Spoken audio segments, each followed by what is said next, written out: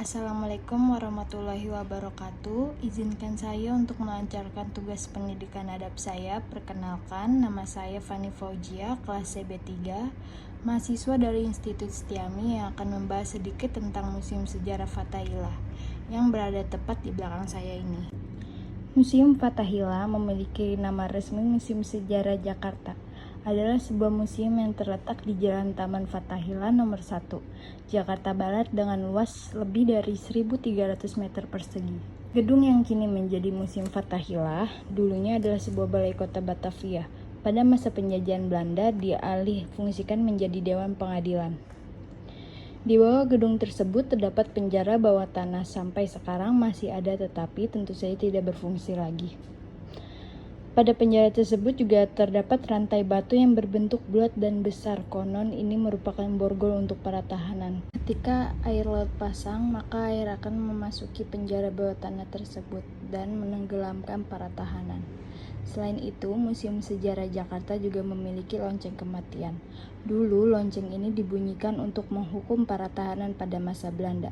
Bunyi lonceng pertama menandakan tahanan dibawa ke ruang pengadilan. Lonceng kedua berartikan tahanan berada di ruangan pengadilan.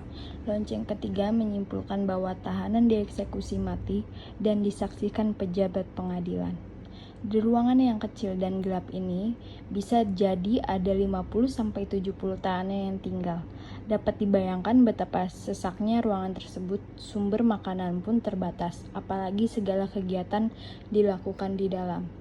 Tahanan pun banyak yang sakit dan akhirnya meninggal. Ketika sudah meninggal, jasadnya ada yang dimasukkan ke sumur yang tepat di depan penjara bawah tanah tersebut. Salah satu pahlawan yang pernah ditahan di penjara bawah tanah ini adalah Pangeran Diponegoro. Bahkan ada kejadian mistis yang dipercaya terjadi ketika Pangeran Ponorogo ditahan, yaitu tubuhnya masih terdapat di dalam penjara, tetapi ada yang melihat berjalan-jalan di suatu daerah untuk mengabarkan peperangan.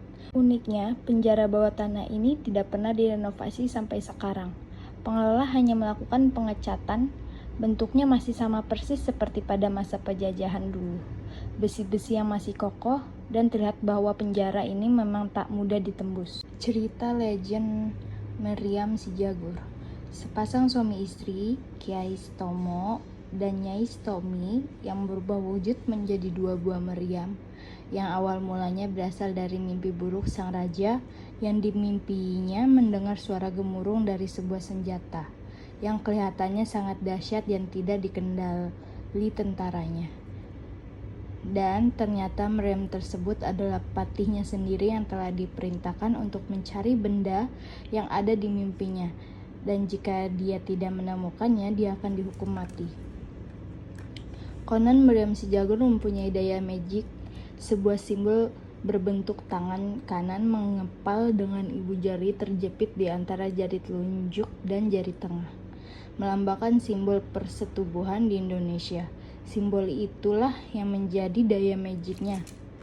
Jika perempuan atau wanita yang mandul memegang simbol itu, maka kehamilan akan dipercepat bagi yang memegangnya, dan yang mandul akan segera dikaruniai keturunannya. Kabarnya Meriam Si Jagur berada di Taman Museum Fathahillah, dan Meriam Ki Amuk berada di halaman Masjid Agung Banten, dan Meriam Nyai Stomi yang berada di Solo. Konon katanya jika disatukan dengan pasangannya, Meriam Si Jagur bisa mengusir penjajah Belanda. Alhamdulillah telah berjalan sukses sedikit pembahasan yang saya sampaikan. Semoga dapat mengedukasi teman-teman semua, dan mohon maaf jika ada tutur kata dan bahasa kurang berkenan di hati. Terutama kepada dosen saya, Ibu Afriyanti Ningsih, karena tidak menyempatkan masuk ke dalam museum. Dikarenakan tidak bisa masuk karena jam waktu telah habis, tetapi tidak mengurangi niat saya dan juga semangat saya. Alhamdulillah masih bisa menyempatkan diri berdokumentasi di luar area museum. Wabillahi taufiq wal hidayah. Wassalamualaikum warahmatullahi wabarakatuh. Terima kasih.